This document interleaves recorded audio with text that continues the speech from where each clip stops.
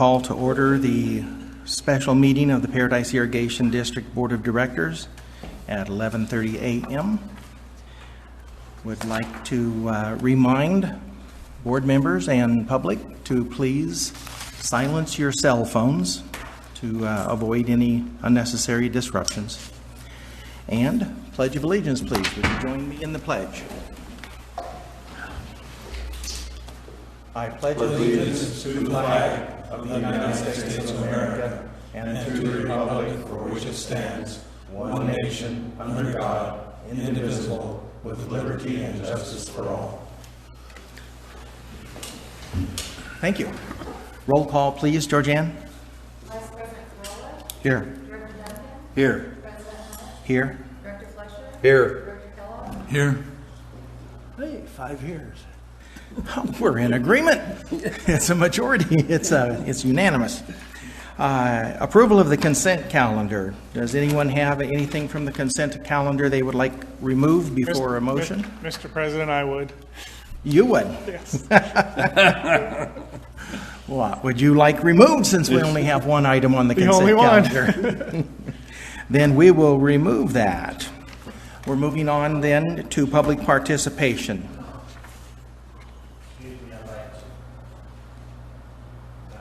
Well, we're going to do it. We'll talk about it. We're still going to talk about it. Consent, you don't Still going talk to about talk about it. I need to give him further explanation. You were being left in the dust and didn't like it. Okay, public participation. I'm not thinking we're going to have any public participation. However, at this particular time, if there's anyone in our audience who would like to participate in public participation on an agenda item that is not on the agenda, now is your opportunity. Any public comments, participation at this time? There being none, we are going to go to old business, and there is none, and we are going to go to the consent calendar item. 2A, approval of additional appropriation for project expenses. George, would you introduce this topic for us, please? Well, I'll do the clarification, and then I'll let Jim talk a little more about the project itself. The reason I had it pulled is a couple reasons. I wanted to make sure the board knew that we're not going to execute this service agreement that is attached. In particularly, legal counsel saw some issues with that. It would have gone through him anyhow, and the language should have been a little more generic. But nonetheless, we need to look at, have legal counsel review or draft our own agreement for this work. So that was the number one reason for pulling it. And Jim, would you want to cover number two reason? Yes. Director Kellogg was able to find a vendor, so I tried to do some exhaustive searching, but he found someone so we wouldn't have to be a sole source. So I actually met with them this morning, and they're going to provide a competitive proposal. So you'll have a low cost opportunity here to select a competent contractor to do this work.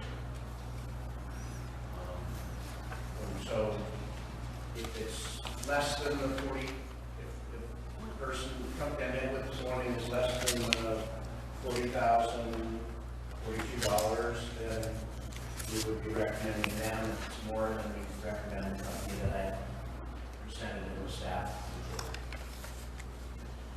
Well, it appears to me that given the nature of this quote, that it's pretty loose. And what we have is the worst case quote.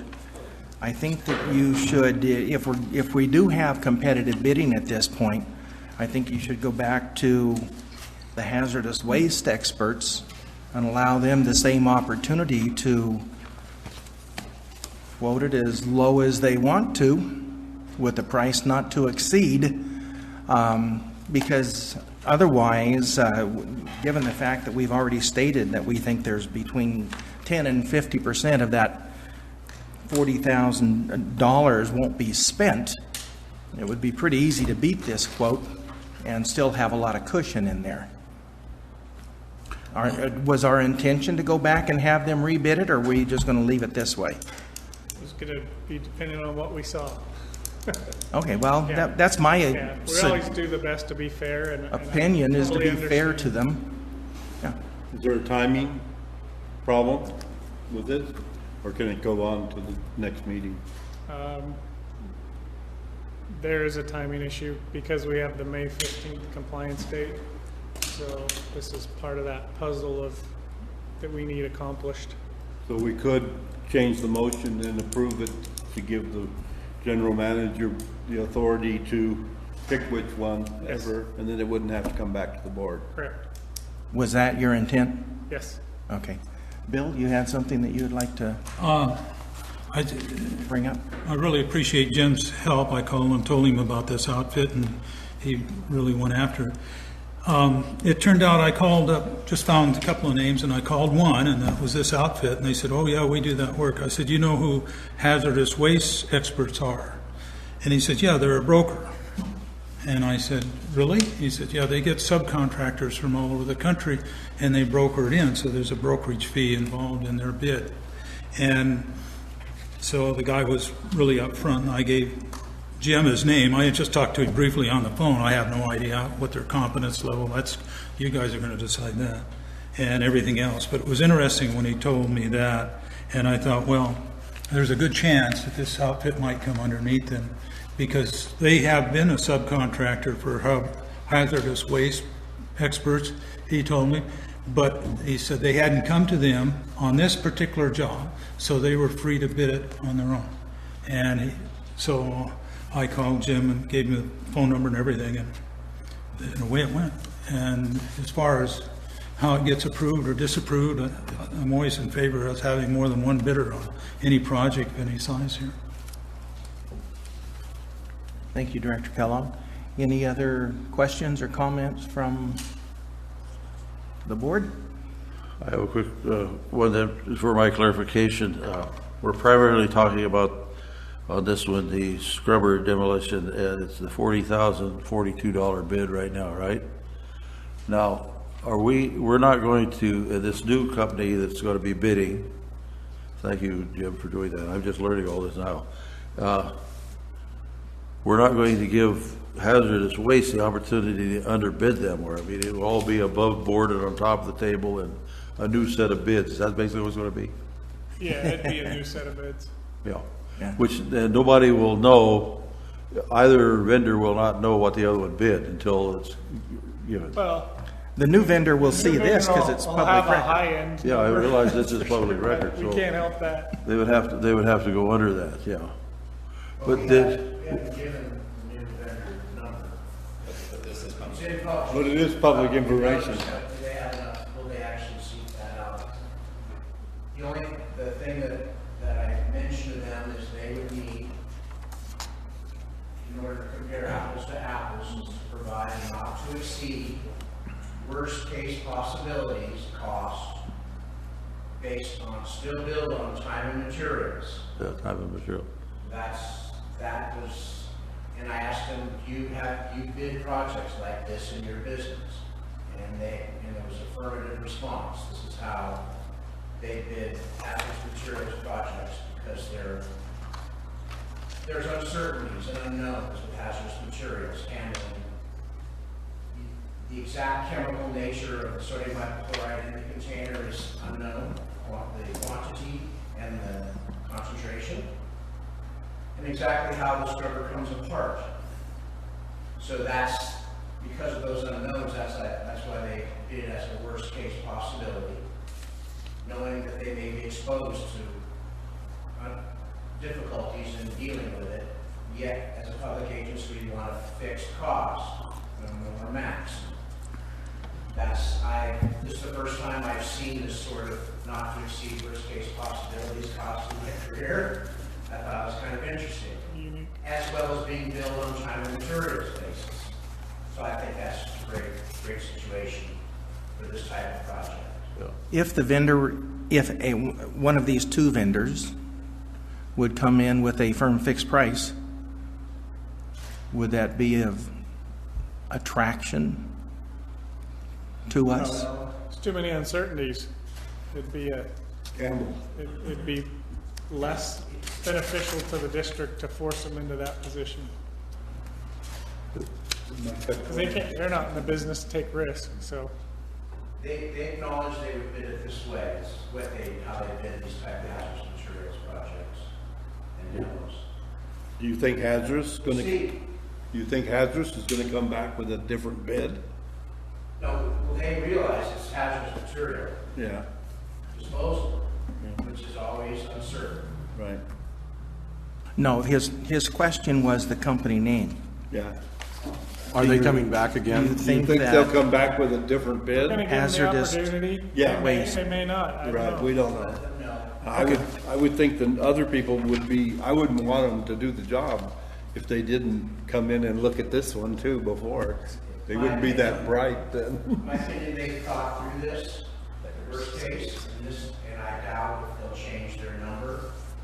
I think they have to expect that we're gonna find other bidders, even though I didn't tell them there were other bidders. They thought through that number really well, and they're willing to take that risk of 40,000, 42, not to exceed.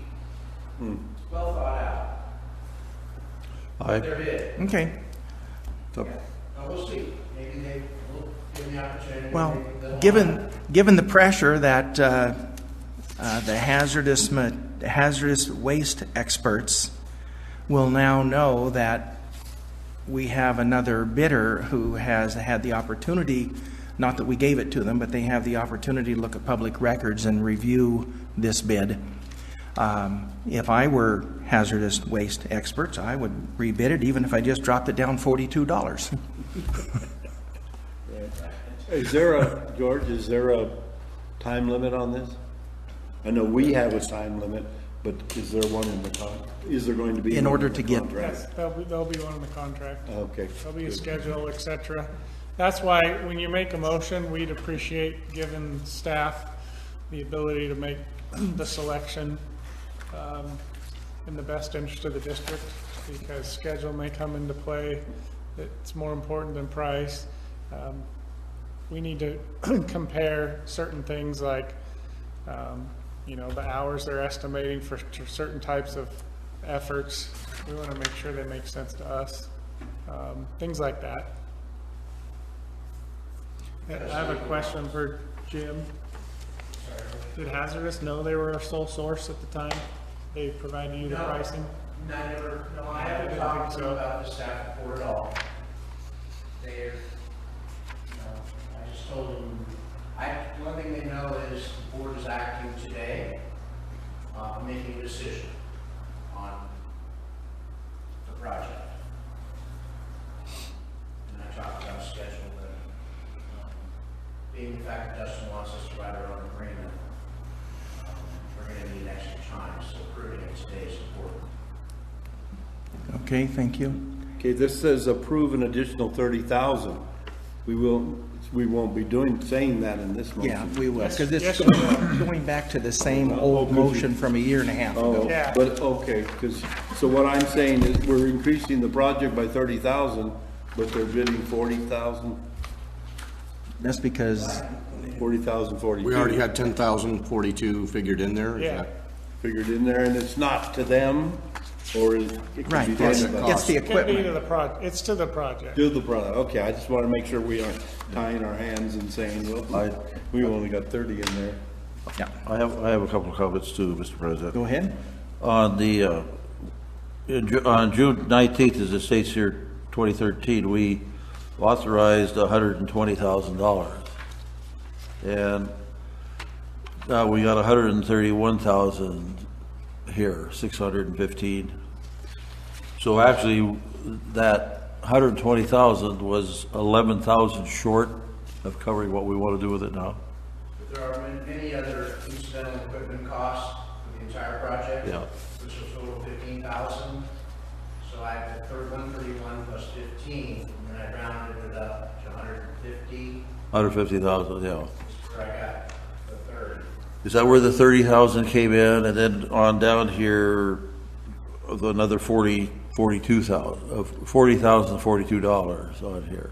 There's contingency, I like, 150 left contingency money. And it includes Now- the 40, so you, You know, now this time and materials, is what they talk about in here, that's not close to a +10, cost +10 per job. The incidental equipment is like concrete, piping, Yeah. a SCADA program. These are smaller, much smaller costs than what we see those. Those are the equipment costs. Those are the major primary costs. And as I recall, on this June 19th, we were doing this, we were going away from the hazardous gas and trying to get a very, safety-wise and the process, it was a very wise spend of money, but now that's gone up to 150,000, right? Correct. And I'd like to go back to my June 19th staff report. If we stayed with chlorine gas, which we recommended against, Yeah. that would have been a little over $200,000, maybe 220, 230, just to replace the existing chlorine cylinder, chlorine system. The scrubber alone would have been $175,000, and that's dollar figures 2 years old. Yeah. So Wow. there's lots of great reasons to switch from gas to liquid. Right. But what we could expect then is that the project will be completed, will be over to our new process for $150,000, right? And it could be less than that with this other company. What's the name of that company? Do you have? I don't know if For now, Renal, is that how they say it? There you go. it's a German name. Yeah, but they actually have apparently done some work for this hazardous company because this hazardous waste company is a broker. Well, what I understood. So they get a fee. They're part of this huge brokerage network. Yeah. But they weren't contacted by that network. So they would be the prime contractor, this hazardous, they'd be and then they're gonna sub it out to these others. Yes. That's what they do. The agreement is with, actually, the company is actually called Pegasus Incorporated, hazardous waste experts, is brokerage part of that company. Yeah. Who then contacts experts in the hazardous waste field who have demo scrubbers like ours. Yeah. Okay. Not many of them out there. What, it was just a misfigure when we had the 120,000, we came up with additional costs for another 30,000. It's a year and a half ago. I realized that it was a year and a half ago. Well, we added another tank too. We didn't add another storage bleach tank. I probably wouldn't have needed them. So we've been borderline whether I would request a little money. But we thought it prudent to have an additional storage tank. And it's going to be very important that we do. Where are both companies located? The billing thing on this one is Magalia. Fitchburg, Wisconsin. Did you see it? Like, what about the other one? Well, the Pegasus Sustainability doesn't have an address for them, Oh, okay. but Do you know where they are located? Right now is in Dixon, California. And I think the company that, the contractor that's going to show up, represented by hazardous waste experts, travel around the country and do this kind of work where the work is. And they happen to be in California. Pegasus knew that there were these experts in California, and so they're here. good, we won't be paying them travel time from Fitchburg, Wisconsin. Right. Okay, well, this motion, do you still want it a sole source? Is this- No. Right. Just a service so agreement? I would recommend you approve the additional $30,000 appropriation for the project expenses. Authorize the general manager to execute an agreement for the demolition of the chlorine gas scrubber at a cost not to exceed $40,042. I've got it figured out and written down. I was gonna say, But before we go to I'm that, saying agreement with the lowest qualified bidder for the demolition and removal of the chlorine gas scrubber. Well, but we don't want to say lowest, yeah. because there may be Let's other. do, the second bidder. In fact, I will make a motion. The second, let me get a question. This second vendor that we have that came on the scene yesterday or whatever this morning on here, we're going to have the opportunity to, if he came in and the other one didn't for $30,000 instead of the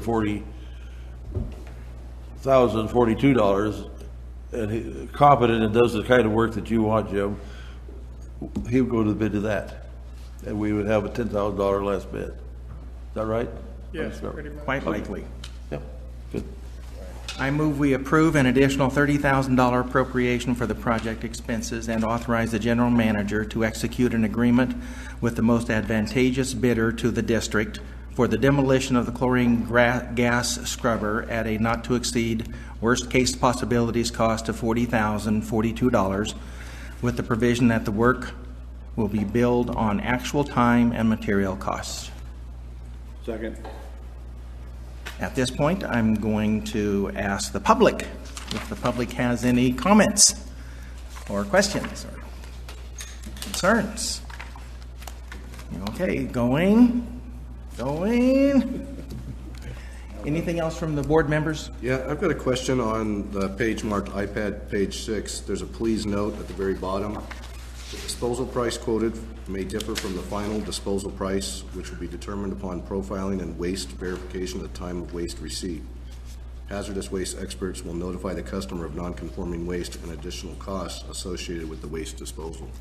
That's why we're writing our own agreement. Is that why? Okay, so so we cover that. Things like that. Yeah, exactly. So That's why they're not to exceed. That's where Dustin I comes just don't in. want them to come back with that. Yeah. Anything else? All those in favor, say aye. Aye. Aye. Any opposed? None. Motion passes 5-0. We will now advance to new business, item 5A, pilot plant amendment for scope of work and district goals. Manager Barber, will you start us off again, please? Yeah, I'll get it started and I'll turn it over to the real experts. But I wanted to mention, we brought this to you to keep the ball rolling forward. I know that last week I reported to the board about this other pond alternative, and I've talked to AECom about that, and they've done their initial analysis, and that does not look like even remotely close to a cost-saving option. So we're ready to go full speed ahead with the mechanical solution. So considering this additional study is appropriate today.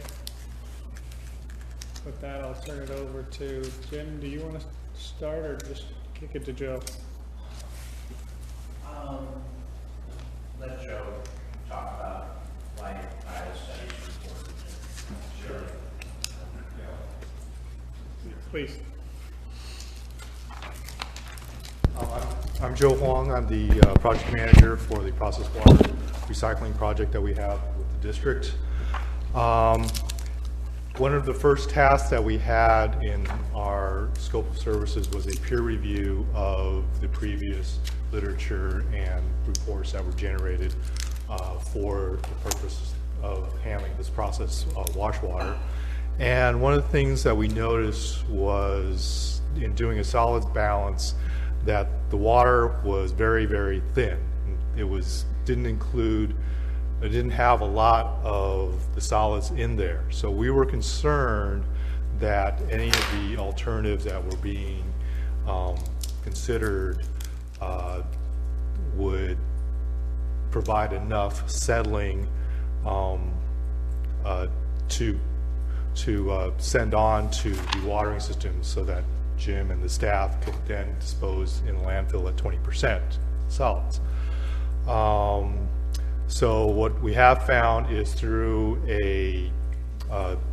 just a search of technologies, we've settled upon a plate settler system called Lamella technology that is used with various vendors. We know of at least 3 that could fit this project if possible.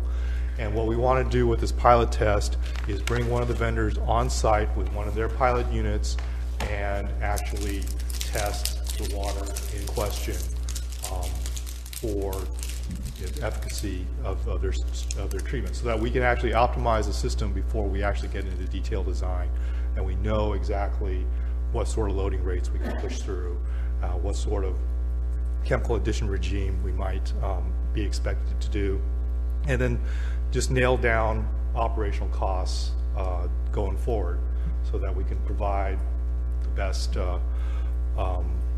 information to the district and Jim's staff on how this is all going to work. And in general, this is pretty much standard procedure on these types of studies and this type of work that a pilot test would call for if there were so that's the reason why we've decided to proceed with recommending this piloting. Joe, I have a question for you, if I may. Did you state that there are differing plate technologies? Well, there are different settling technologies. There are tube settlers, there's plate settlers, and what this is called is a lamella settler. It's basically a self-contained unit, a steel tank with a chemical addition at the head and a very steeply angled plates inside these steel tanks that, and I'm not exactly sure where the name comes from, but several different vendors, I think it's in the public domain now, so several different vendors have these types of units, so we all expect them to perform fairly equivalently so that we can bid this on a competitive basis. And this may be a little difficult question for you to ask, but you made a comment that it's typical to run a pilot program in instances like this, and if it were typical, then why wasn't it in the original bid? Don't put you on the hot spot. Yeah, sure. Jim's gonna help. Well, when me and Road developed and staff Alternative 3, that was a custom clarification basin. Can't pilot a project alternative like that. It's process design, not inducive to having a pilot because it's a custom basin. We've seen many custom basins. We saw some at other plants using plate settlers. So that's primarily why we didn't include that before we did scope of work with AECom. So AECom in their scope did peer review of Alternative 3, determined more thickening was necessary. A lamella plate settler is a combination of plate settling and thickening in one unit. Alternative 3 was just plate settling. Okay. Lamella is plate settling plus thickening. Okay. It actually controls the thickened product. Where a Alternative 3 just you got what settled, and it was very thin.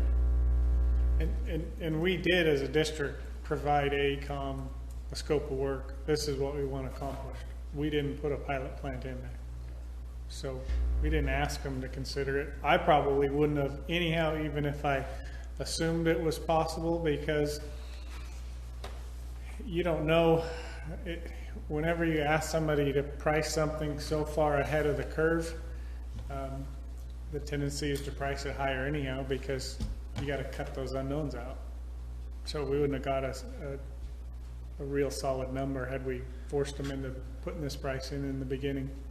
Okay, and in regard to thin water and thick water, it just seems to me, are we talking drinking water? Because I think I'd rather drink Talking thin solids, water. wastewater, solids, okay? Dirty water. Okay, and our dirty water is kind of thin? Our dirty water is very clean. That's what it sounded like. Yeah. It's not clean enough to drink, but it's clean enough to make it difficult to get the dirt To out. clean further. I bet you it's clean enough to It's the drink, dirt. it's just not clean enough to Dealing with the fish. dirt in the water. These processes. So we need to make it clarified water- dirtier? We need to make it dirtier? No, we just need to make sure that we choose the right process that will take the dirt out of it. The remaining thin dirt out? We don't waste money picking the wrong process that won't pull it. Okay, thank you, that helps. You have to make the dirt thick enough so that you can dewater it, take the water back out in order to make it 20% solids. Okay. Now that's, all sludge is different, unique, and ours can be a difficult sludge to dewater, which ends up going to the landfill. So we really have to make sure that we understand the way our solids settle and thicken, so that our dewatering process, which could be a centrifuge, a belt press, or a screw press, or something like that, will actually create solids that are greater than 20%. Will this affect our decision on what dewatering process, whether we use a belt or a centrifuge or a screw type? Possible. We have yet to, part of AECOM's work is still to evaluate all the dewatering equipment. But no matter, This will help the evaluation.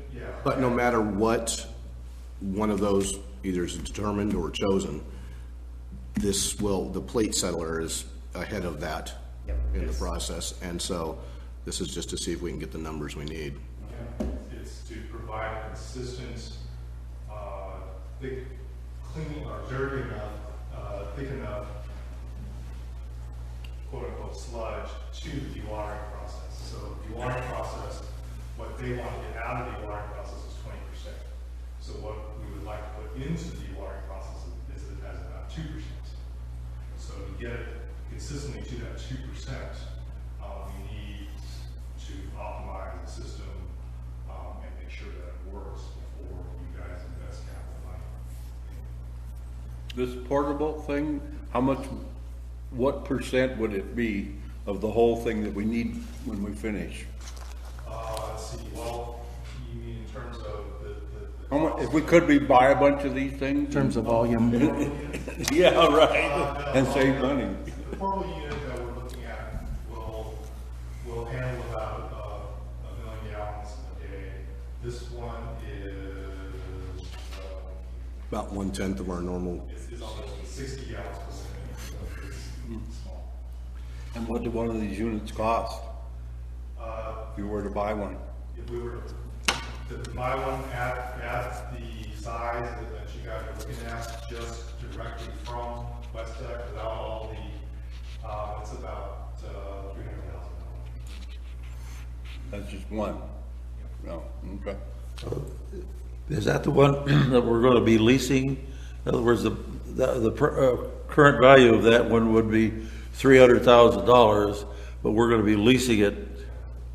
You're gonna be leasing, well, $300,000 is the full size. Yeah. Okay. You're gonna be leasing one that's probably treating about 1/10 of that. A tenth. But still yet it has a value and, I'm with you on this. type of- $90,000 also includes that month's worth of labor and testing and Yeah, well, as evaluation, I understand it, transportation, setup, knockdown. yeah, well, the transportation is apparently 10,000, 5,000 each way, and the crane and all that kind of stuff. Now, like I was on, what Director Hunt was talking about, why wasn't some of this stuff in the original bid? I mean, because I know, I have nothing but the highest respect for you, why wasn't this in there? Because right now, and I'm still, even though I voted for it, or talked about it, I voted against it because I wanted more review on that. We had 118,000 for the noise level and all of that, the stuff. We had another $118,000 added on to our last meeting. And then if we go for a 90 today, we're looking at, plus the 38, we're looking at $1.25 million, $250,000 for round figures. I think George just answered that question about 5 minutes ago. It wasn't in the. It wasn't in the scope of work originally. Are we still staying with, I got the lead row thing here. Are we still staying with alternate 3, or are we looking at some of the other alternates? We are, in concept, staying with something similar to alternate 3, where we're looking at the clarifier flush water as a separate stream than the filtered wash water. We're looking at but we are mechanically settling that water, producing a cleaner water that can be put back to use by the plant, so that they're not discharging any of that water to the reservoir, so they're getting rid of it. Okay. Well, I know, in fact, when you were here before, we approved it. And when we were at Roseville, and then you didn't go on over to San Juan, both of those have state-of-the-art as far as we felt. And they have to occasionally put water somewhere in their lagoons or across the road at San Juan. And you weren't sure, are we going to have to do that occasionally?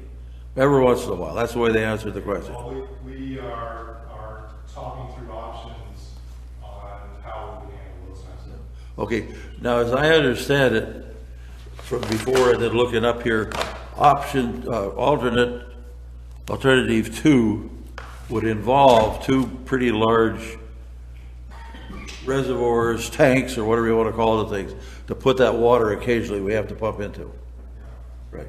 Alternate number 2 would have those kind of tanks, and the plan's pretty well spaded out. Okay. One more.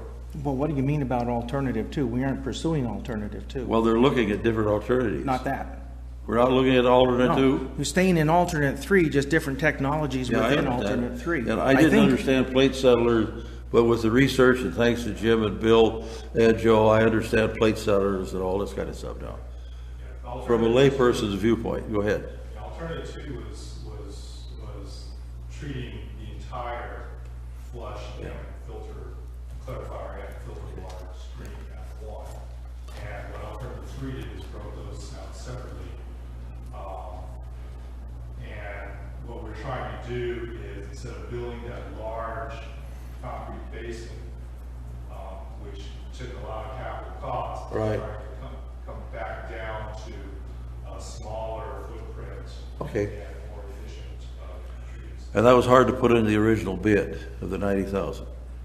But this 90,000, like Bill was saying, would be spent to prove what all route we wanted to go. So we're looking at $10 million for round figures. 90,000 is a very small amount to really bring it up here and prove it.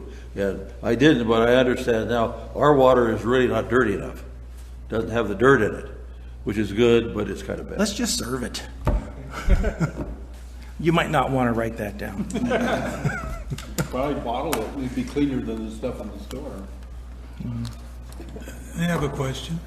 Yes, Director Kellogg? In 3, was there a plate device in number 3 to do the same thing as this pilot It was plan in the is? drawing. Okay, and your basis for your bid is off number 3? Yes. But there was a plate screener like what you're going to test here, is in the number 3. It's a plate settler, but it's not a lamella technology per se. But there was one in there. But it didn't have that thickening element that the lamella. Well, my consideration is we're paying same as Doug's basically, but this is a $90,000 addition to a contract over $1 million. And you're changing part of the contract, but you have anything in that contract that you're not going to spend money on because you're changing what you're doing?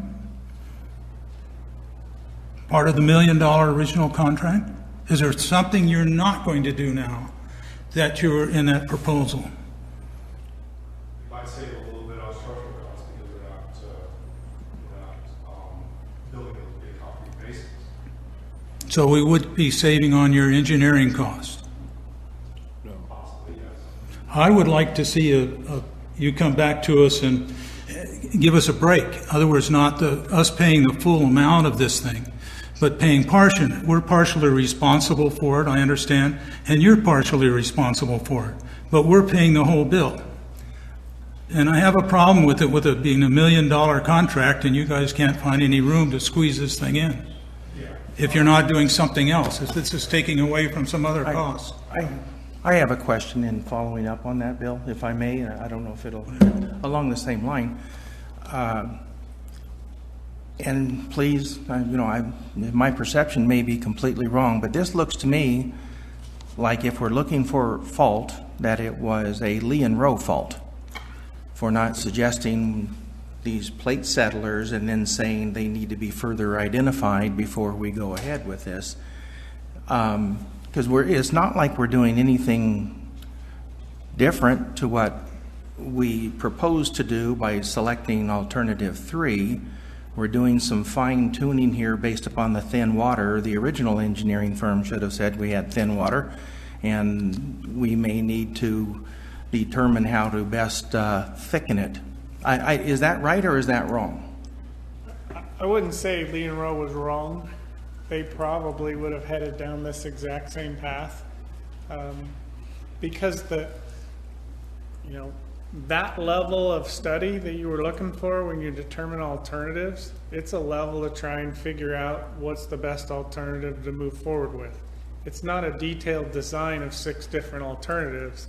And when you start digging into detailed design, this is what you're doing. And so that's what you don't do in that earlier study.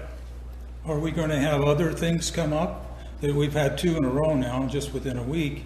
Are we going to have other cost overruns or whatever you call them, where somehow it wasn't in Lee and Rose or somebody else, and then we're going to be hit with more money to pay for it?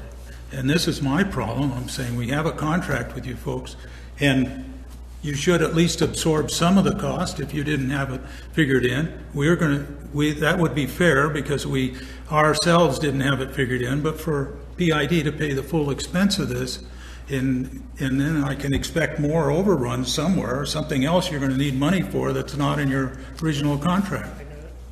That seems to be the pattern. There's no way that this far in this short amount of time into the contract, anyone can sit here and say, no, we're not going to have any. If you remember, one of the big scopes was geotech, and that's getting planned out and worked. Geotechnical investigations are going to lead to who knows what. So they certainly can't tell you ahead of time what that's going to cost to fix the problem once they figure out what it is. That's just one example of a potential thing that can come up. Do they have a hole in the contract where they can do this again? Do what again? Come in with additional charges that isn't, in the $1 million contract we wrote with them. Well, I think it's not a hole in the contract. It's really, this is a professional services contract. So you do your best to identify what work is going to be done, but they bid time and materials. So that's what they're charging us. It's not a hole because they've agreed to do certain tasks for a certain price. And that's what the contract says. These are the things we're going to do, and you're going to pay us for them. If there's things not in here, then they have to be paid for. It's just the nature of a professional services contract. I think as you described to us the other day at the board meeting, this is not something that we are getting because we have to have that's going to become part of the plant. This is so that we can determine all our proper amounts and what we need in order to make the plant run efficiently. When we fire it up on day one, we need to be kind of in a go mode, not like a testing mode as to, well, this didn't work and that didn't work, and okay, so we're spending 5 months or whatever. This is going to narrow us down to, we take this whatever million gallons that it processes and we're going to exponentially increase it and say, okay, then we take all these numbers and this is what we need to have. And I'll give you another example that's kind of leading to where maybe you were headed, Bill. We're forcing these to come forward to the board now, so you're fully aware of them and you're approving them as we go. If you go back to the Magalia Bypass project, I worked with Tom Renard side by side. We didn't have a change order until the end, because we took the approach of, okay, let's just keep this on track, let's get this project done. There are change orders I was aware of, but we didn't know what the minuses were in the areas they were saving money versus the pluses, so we just waited till the end to do the final accounting, came to the board with a change order for $100,000 and some to make AECom whole in the end, and that was not well received by Rick Hall for sure, and some others on the board. So since then, we're being upfront through the whole process. This is not in the contract. It's not expected in the contract. I don't want to ask them to do something, at risk without your approval. Director Fleischer, did you have a question or comment? Yeah. Well, one of the things, I've made the statement before, and I've done quite a little bit of research, thanks to Jim and Bill and Joe, want the best system that we can get. And as far as the future, and you go back to 93, which we just paid that off, there were some glaring errors, and they did it just to pinch pennies. If you go back without digging into it, it's an interesting project. We just paid that off this year. And that's what we got to keep from happening at this point in time. So I can see the different research and whatever on the thing. But we're taking that fund, and I go to the bottom line, how much I got in my pocket or down here at Wells Fargo. And we've got, the last meeting, we had $1,470,000 in our capacity fee, and that's what we're paying for all this out of, right? Okay, that's where it's paying. Of that $470,000, we had committed $1,038,000, and your company has been paid only out of that $1 million. We still owe you for work not completed $994,000. You said this thing on the back. Well, anyway. Of that 400,000 left over, we've already committed another 118,000 last week. Huh? For the sequence. Yeah. And so you can deduct that, and I added up. We got 90,000 that we're looking at approving today. So we're almost out of capacity fee funds. And there's no more places to take that kind of money. The loan and all that, but I mean, as far as not a loan, we were talking, that we're going to have to go alone. And I got ideas before we get done with the thing, and we got that beautiful water coming out. It's going to be damn significant, And I'll be 140 years old when it's paid off. So what we got to do is we got to say, okay, we want the best system that we can get for the longevity.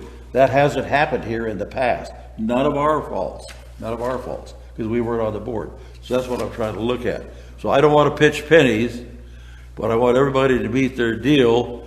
And it's very difficult for me, like on that 118,000, and I can somewhat see this 90. Some of that should have been in that bid, because we know that we're going to be hauling material and the noise rules and all of that, and that wasn't. We have $118,000 we approved to make a study of that. So, how long will the loan be? Like 30 years. They just 30 years? You're 110? No, but before we get it all paid off, I would be, if it's a 30-year-old, I don't even want to think, 120, let's put it that way, 120. Wow, you look good for 90. I don't, the people that went after that 93 thing, there was a good article in your paper, I shared that with you, that when you used to do that, you might want to think about doing that again, not only on the PID, but others. None of them are still around, they all went, the ones that. They died off. They died off, like all the rest of us will. The water. Hopefully all the rest of us will. We wouldn't want to stay around for 40 years. But anyway, I have complete faith, but I won't vote for anything without looking at it very thoroughly, you see. But I want the world to know that I have complete faith in our water treatment staff and our management over here and all of that. But before I can vote, I've got to understand it. I hope that's just what has to happen, And when we voted for AECom, I understood what we were doing then, and now we keep bringing things back. And I understand that how that happens, But there's a couple of my questions. Jim, you were going to say something. Yes, please. I'd like to, the decisions you're making to spend the additional money are smart decisions that can save us money in engineering and project costs. Okay, so you have to spend a little money in order for additional analysis to happen that ultimately will save this project money. And I'll first address Seth. He talks about a pilot will optimize design, which can help lower their design costs because they actually know they don't have to make assumptions. They can do things quicker. A pilot will help us optimize treatment plant operations.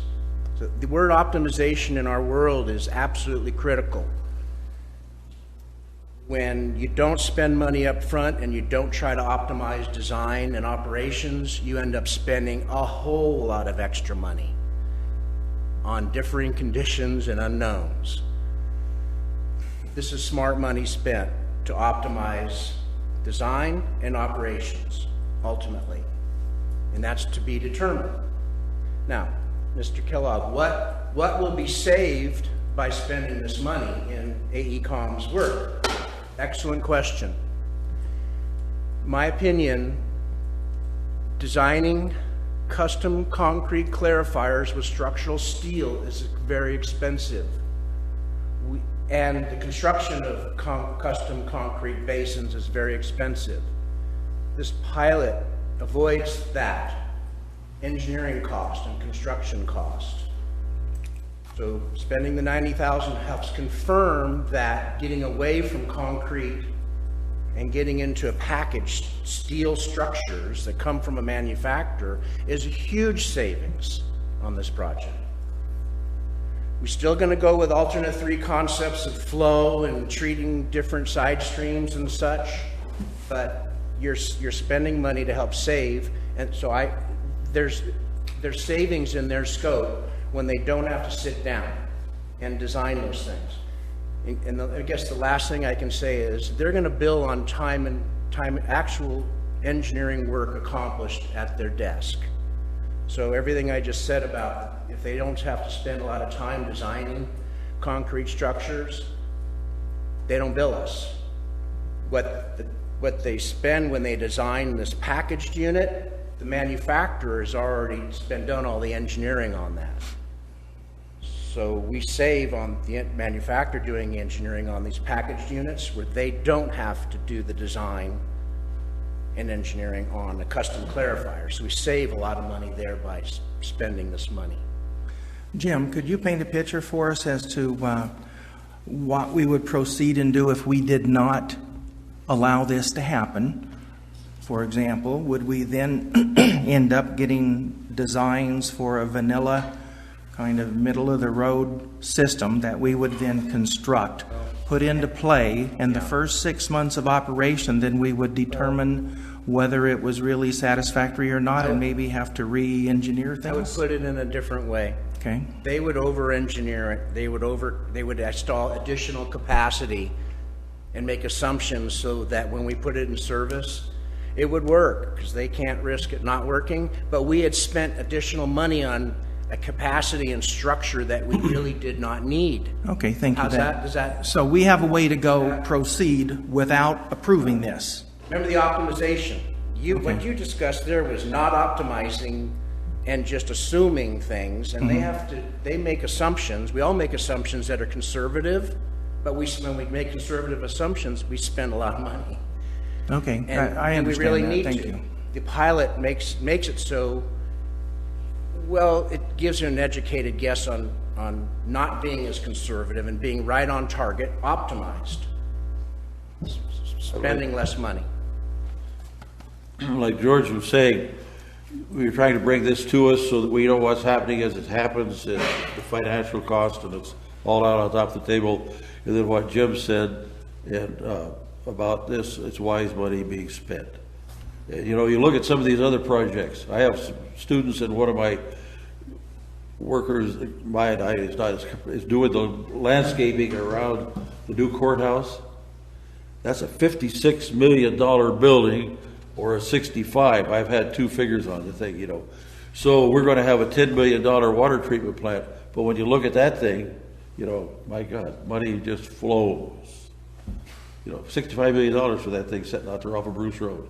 Well, they got the same numbers, just either a 6 in front and a 5 or a 5 and a 6. in the back, yeah. Transposition. But anyway, Jim, I appreciate your looking into this, and your summation there tells the whole story. It's wise money spent. You got me to understand it there at the end. Thank you. Director Kellogg, you had a comment? I move approval to authorize the general manager or chief financial officer to execute an amendment with AECOM Technical Services for the attached pilot plant scope of work and authorize expenses up to $90,000 for the pilot plant study. And this is because our water treatment manager gave good answers to the questions. I'll second. Okay, we have a first and we have the motion and a second. Public comments? There being none, any further discussion from the board? I don't know if I should vote for this or not. Gotta It's make, got me confused. you gotta make a decision soon. Right. Just joshing. All those in favor of the motion, say aye. Aye. Aye. Any opposed? None. The motion passes 5-0. Thank you very much, staff, for your explanations of all of these twisty little issues. Director's comments. We'll start down at the right end of the table today. Not that that's the wrong end. I'd just like to thank George and his staff for bringing this to us. This does, I think, streamline the project and give us answers to questions that would definitely arise in the future in this plant construction, and I think it will save us money in the long run. So, thank you very much, guys. Director Duncan? I just want to make a comment that words are fine, but perception is very important. And you may say that you go along with somebody on something, but when you question them too much, the perception is you aren't accepting what they say. And I think that every one of us should remember this, that perception is so important. Thank you. Director Flesher, comments? Yes, I agree with Sepp on that. I'd like to thank the staff, and I really feel, and I've made this statement several times, that we're on the right track to have a state-of-the-art water treatment facility that's going to work well into the future. And so, Jim and Bill and Joe, I appreciate your comments today, and particularly yours there at the end, because you cleared a whole bunch of stuff up. Thank you, Jim. Thank you. Director Kellogg? The only thing I didn't ask for was a guarantee, Jim. No, I'm not going to ask. Thank you for letting me ask all the hard questions, and that's my job as far as I'm concerned, Larry. Okay, and I have no comments, therefore we will adjourn at 12, looks like 29. Thank you. Very good.